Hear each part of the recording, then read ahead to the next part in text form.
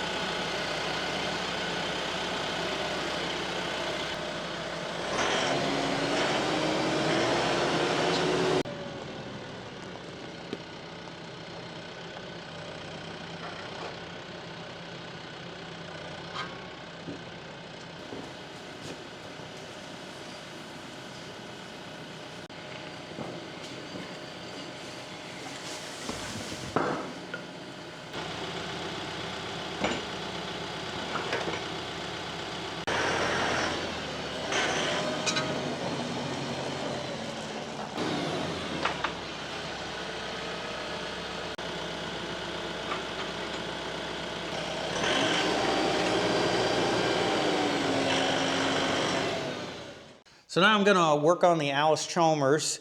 The other day when we got the wheels put on here, they wouldn't roll afterwards. Something was locked up, and I think I've got the shifter in here wrong. I think I've got 2 gears engaged at the same time, and that's what's locking up the transmission. So let's see if that's the case.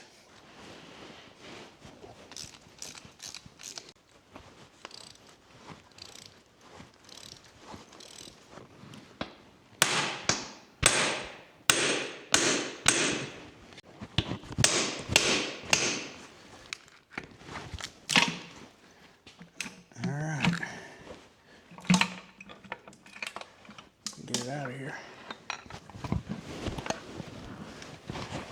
So as we look inside the transmission, there are 3 pieces that shift. So this one right here, this is a gear that slides back and forth.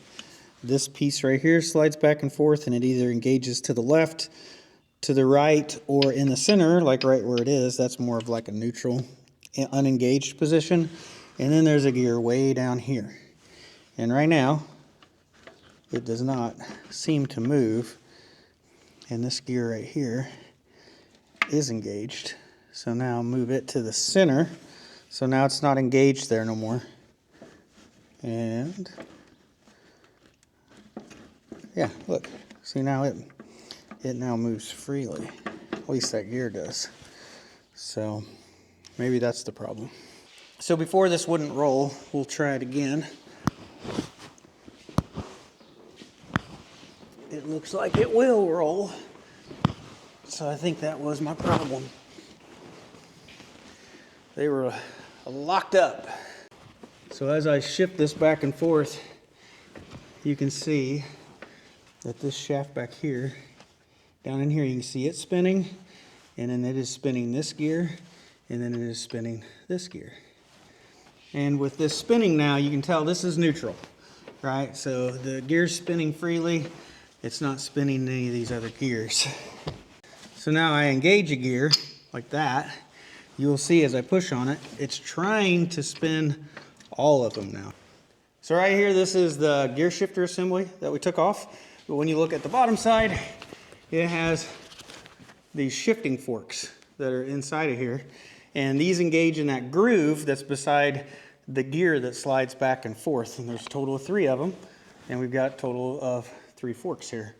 And what happened is, what I think happened, is that one of these forks was not in the groove, and that gear was forced like in gear when it shouldn't have been in gear, and of course without it being in the groove, it wouldn't come back out with the shifter. So I think that's the whole problem. And this was a paper gasket that was on here, and it ripped it all up to shreds, so I'll have to get a new gasket before I can put it permanently back together. So with the gear shifter in neutral, I need this one to be here in the middle. I need that one to be in the middle. And then that one back there, that's actually the reverse, and it has to be all the way like toward the back. And I think it's ready to try to put back on. All right, I got the plate back on, and hopefully I got it right because I didn't record any of that somehow. It's engaged. It shouldn't roll back out. Still doesn't roll. Man, I keep putting it in wrong somehow. I'm not getting it in the right spot. You can't see what you're doing. And once again, the back gear keeps getting engaged. I keep somehow getting that wrong. That's what's doing it right there.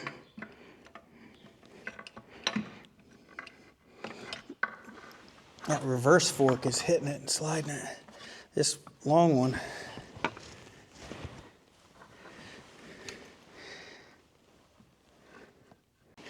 Oh man, that's terrible. It does it every time. This reverse fork is slightly back from this one. It hits that gear every time and slides it backwards. Is I need to pull this gear forward, which would be, oh, what just happened? Oh man. I just blew something apart on there, sprung something that had a spring, and it shot all the way over there. Golly. Oh, don't even know where I'll find what I'm looking for. All right. Well, I think I got lucky, but this spring came out, and then this little ball bearing for a detent, it popped out and went across the room. I found it under the toolbox over there, so I think I got lucky. Somehow when I popped that gear shifter, it ended up, that's like a detent for the shift position, and it went all the way past it, and that thing shot out. So you can see there's grooves in this pin right here, and that's what that ball bearing fits into. So this would be neutral. I think this is like 2nd and 4th gear. The spring goes down in a hole, and then the ball bearing goes on top of it. And then we need to compress it without shooting this across the room.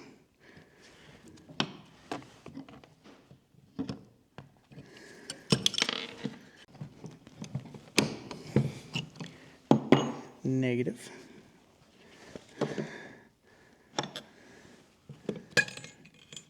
Ball bearing came back out.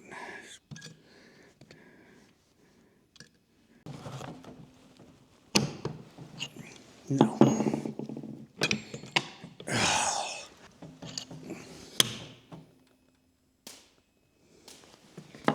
Took a while to hit the ground. I'm going to lose that eventually. Luckily, I found the ball bearing for a 3rd or 4th time.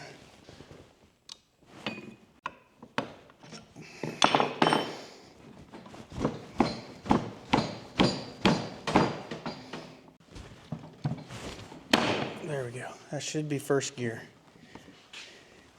All right, change of plans. I'm going to put it in 2nd gear. So 2nd gear should be this one forward. There. So now this groove right here that the fork engages, it is to the right, and then the one for the reverse, it's over here. It's actually right up against that gear. It's to the left. So they're not in line anymore. I think that's what was giving me problems. So now the long gear for the reverse, it shouldn't hit the other gear on the way in now, since they're not lined up anymore. I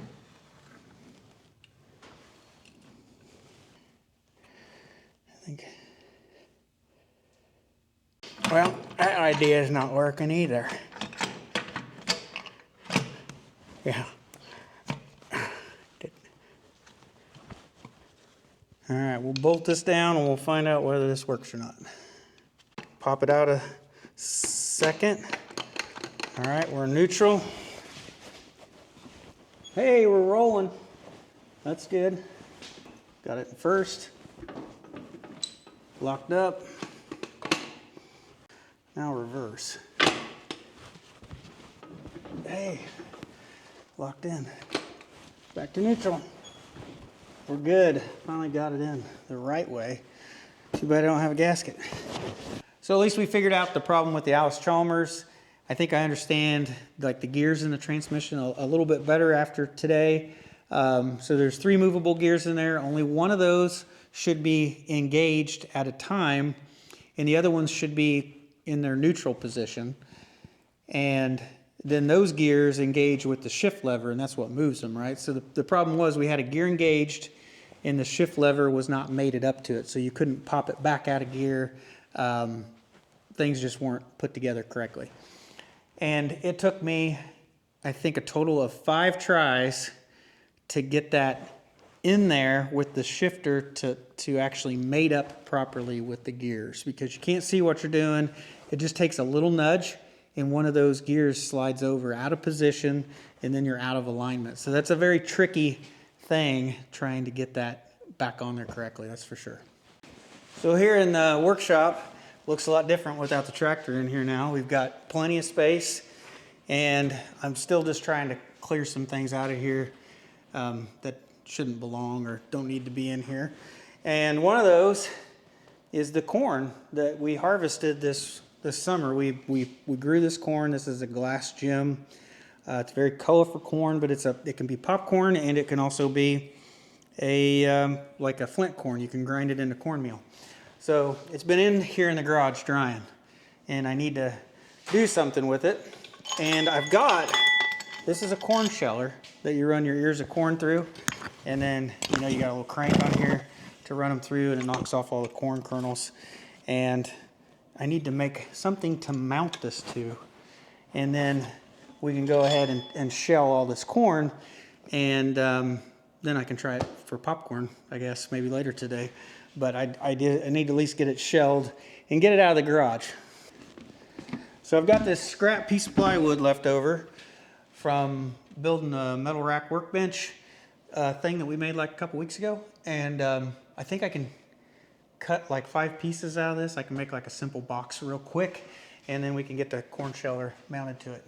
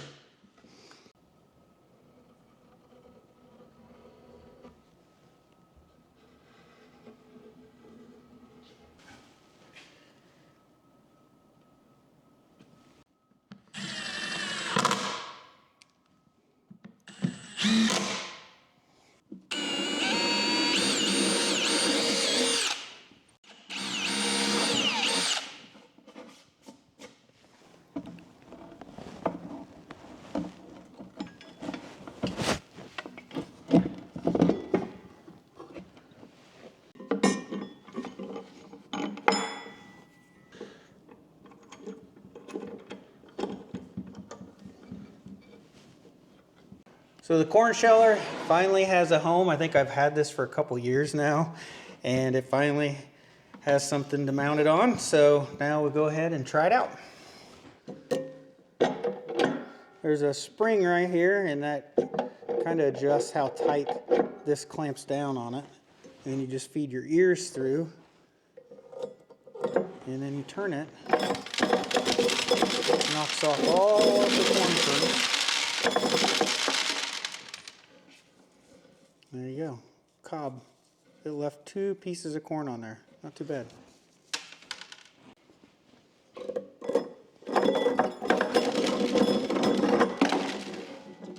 Well, that didn't do nothing.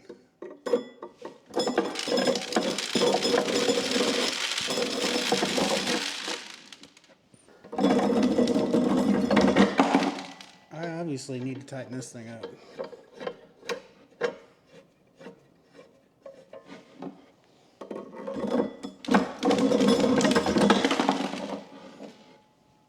Let's tighten her again.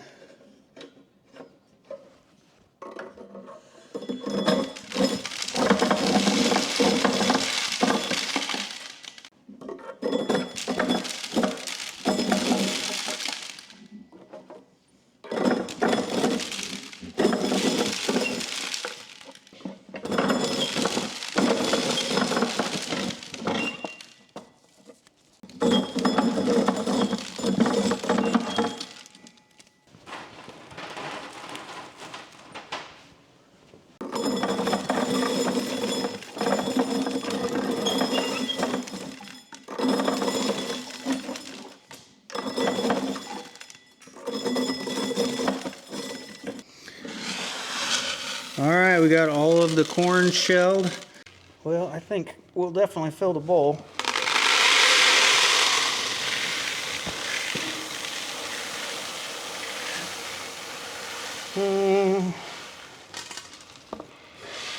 Yeah, not quite big enough. Yeah, I was hoping it would fit in here.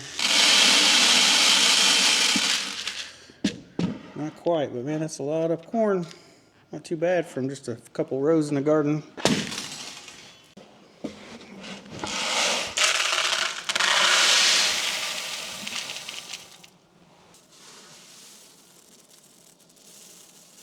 All right, there we go. I don't think that's a bad amount of corn for growing it at home. All right, now I can finally get this drying rack out of here. It's been in here since like the end of gardening season.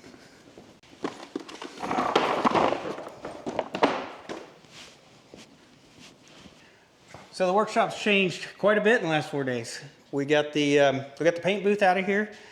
We got the wheels on the Allis Chalmers. We got it moved out, and then we just got done getting the drying rack out of here. And we got about 2/3 of the shop mostly cleaned up. It still needs work, but it's empty enough in here now. You can start to hear an echo. You can hear the difference, and we still got quite a bit more to do though. On this other side, the other third of the shop, it's still a mess. So we got this table here. Under that blanket is a bunch of painted Allis Chalmers parts. On the ground, we have like the muffler, some of the hydraulic controls, the fenders are down here on the ground. And then we got this back table back there full of junk that needs cleaned up. We got a couch. Our old couch is back here. Sydney chewed it up, the leather on it. And I'll probably just end up getting rid of that couch. It's just in the way. I thought I'd use it out here, but it's just in the way. So I still got some stuff here to straighten out and get rid of or put away or something.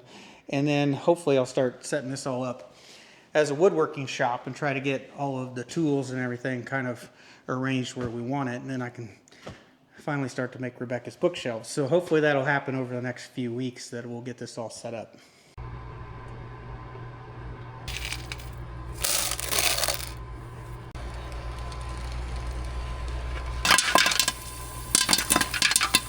Well, they're popping, but they're not making popcorn. Well, the popcorn didn't really pop. At least we can see if we can make cornmeal out of it, I guess. I don't know if it's not dry enough or what the problem is. Well, it's the next day now, and I can see some of the cattle out in this field. And I'm gonna see if I can go close a gate, see if we can feed them another bale of silage real quick.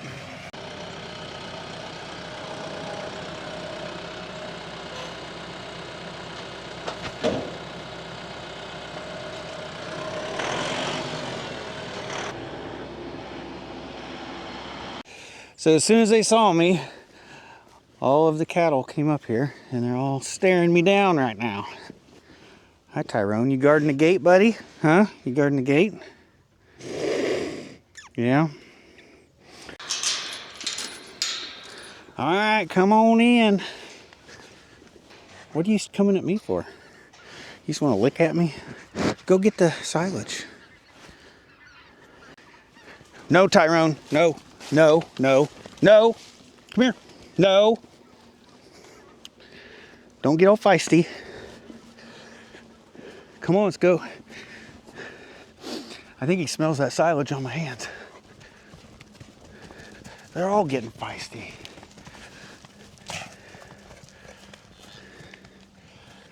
Yeah, I think they could smell that silage on my hands and it was getting them wound up.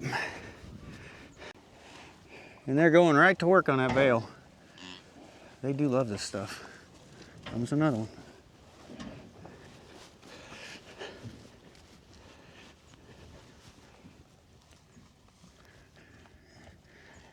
Cannonball, you're late.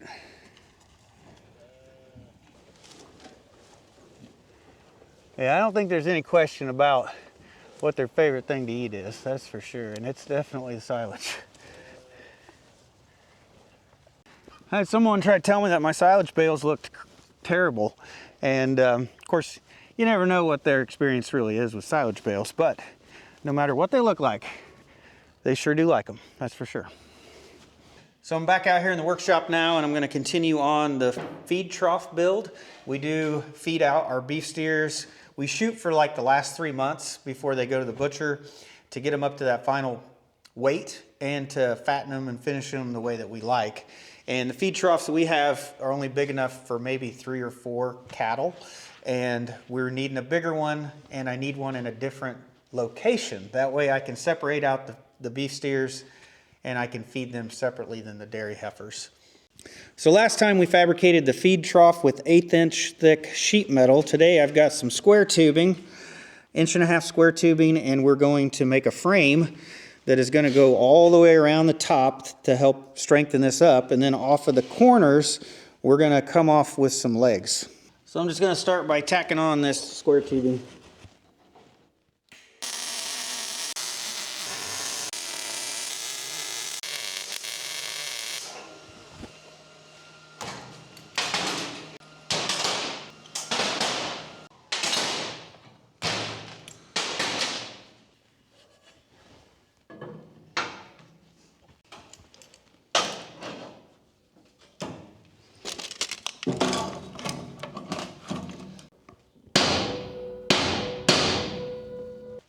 Setting the frame 1/2 inch higher than the sheet metal.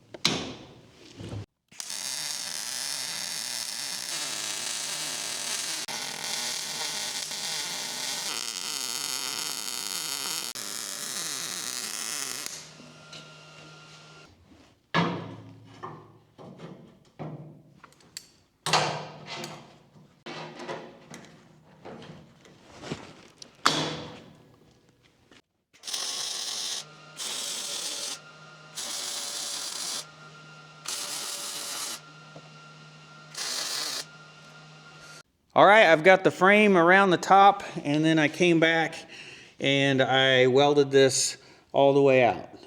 So now I want to come back to where we cut this with the plasma cutter right here at the seam, and I want to weld this back up. But to do that, I really don't want to do it on the side like this. I'd really rather this whole thing be sitting more like that. That way the weld is sitting flat. It's just easier to weld it that way. It'll look better when I'm done if I do it that way.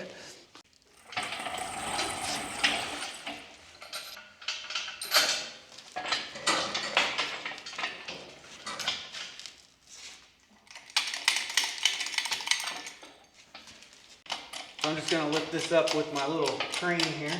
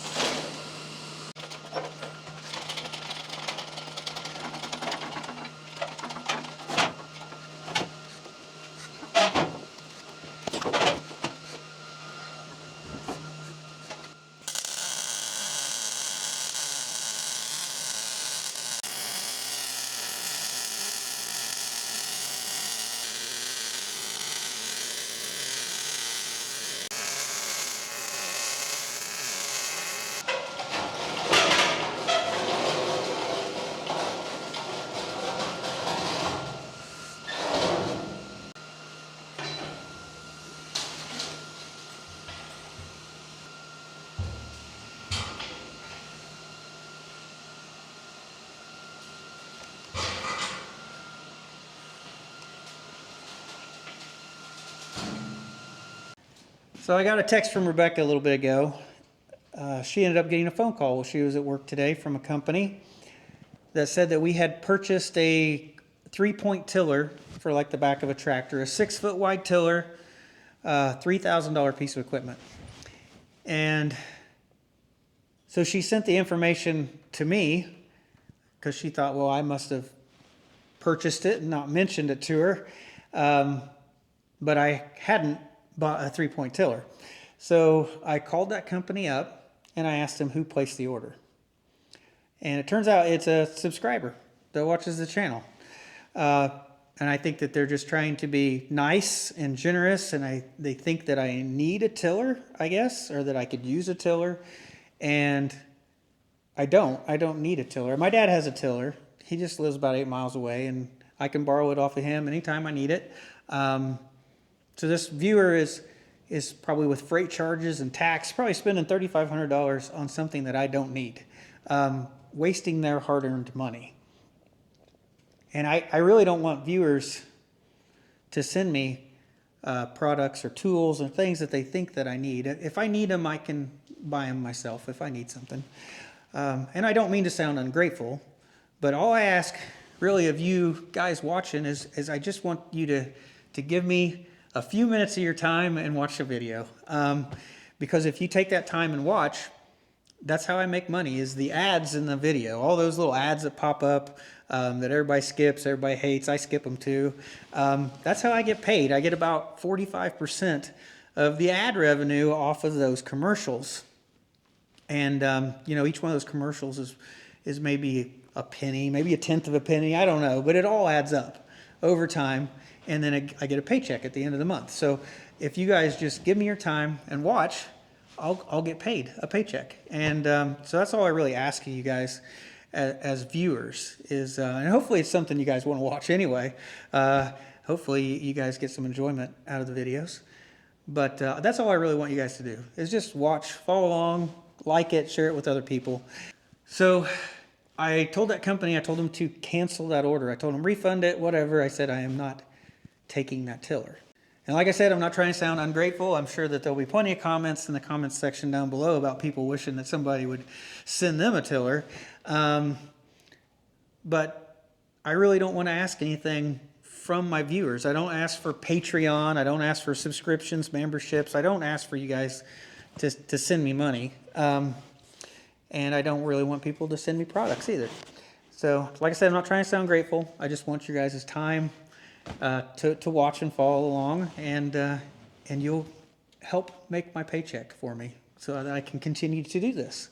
And I do appreciate everybody who is watching, because you guys are the ones that made my life possible so that I can continue to live this type of lifestyle and do the things that I do. It's all through the people watching the videos. So like I said, I'm not trying to sound ungrateful to people that want to do more than that. I don't want any more than that. That's all I just want people to watch. So I got the feed trough flipped over now, and I can probably start building the legs in the corners. And I've had some people didn't understand why I just didn't go buy a feed trough, or why am I building a feed trough. I think I had some guy said he was going to unsubscribe because I was building a feed trough. So I looked up some of the feed troughs. So you can buy one of these. The cheapest one I found, I think, was $300. And then they go up to like $450 for one of these. And I compared it to how it was built. And the sheet metal that was built on them was like 18 gauge. And this is 1/8 inch thick. This is 2.5 times the thickness. So this is way heavier duty. And then they were using 14 gauge for the frame, and this is 1/8 inch thick for the frame. So it's a thicker frame as well. And it's just built heavier duty than what I could buy. And I can build it for less overall price. Not time, don't count time, but you know, price of materials and everything, I'll be able to build this cheaper, and it will last longer. It'll be built heavier duty. And that's the reason why I'm building it, is it's winter time. I don't want to be outside. I want something to keep me busy inside too. And instead of buying a feed trough, I decided to make one. So the next thing to fabricate is the legs. And there needs to be enough surface area on the bottom so when they're sitting on the ground that they don't want to just easily push into the dirt or sink into the mud. And then, but it also, the legs need to be braced, you know, both side to side and front to back, so that if the cattle push on this, we don't bend the leg as well. So I haven't decided how I want to make those yet. So I'm probably gonna have to think about this a little bit, because I don't want to make it too complicated. I want to try to keep it simple but effective. So I'm gonna have to think about the legs for a little bit. I'll probably come back to this project in a few days, maybe next week, and we'll finish this up. But I need to contemplate the legs a little bit harder, I think. So I think that's gonna be it for this video, guys. So I do appreciate you guys all watching, and I hope you have a great day.